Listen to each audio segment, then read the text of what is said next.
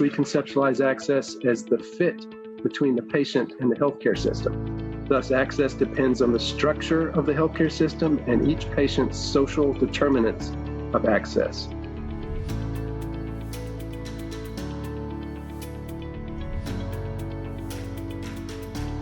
To veterans, you see, timely access to care is more than just being seen by a doctor.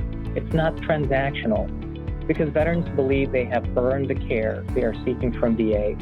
There is an expectation that it is specialized, designed just for them, and tailored for their individual needs, preferences, and values.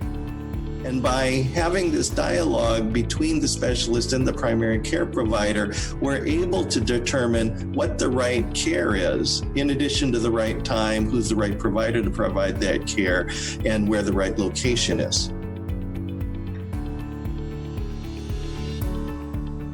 When we view access to care through an equity lens, we find that healthcare access barriers that systematically and negatively impact less advantaged groups contribute to health disparities.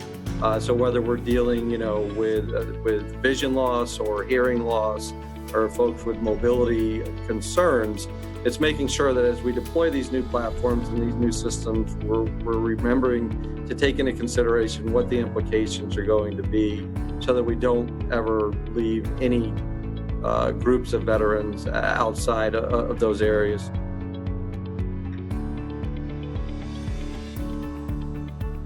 Sometimes vets just want to pick up the phone and talk to somebody. When that's the case, people don't want to wait 2 weeks, even if the access standard said 2 weeks. If somebody wants to pick up the phone, we need to reassess what that right time is. This is what we talk about, patient-centeredness, or what we now call it is veteran-led care. It's not this big infrastructure to support the veterans. It is veterans leading that infrastructure. Care determined by and for the veteran, care and outcomes tailored to veteran preferences.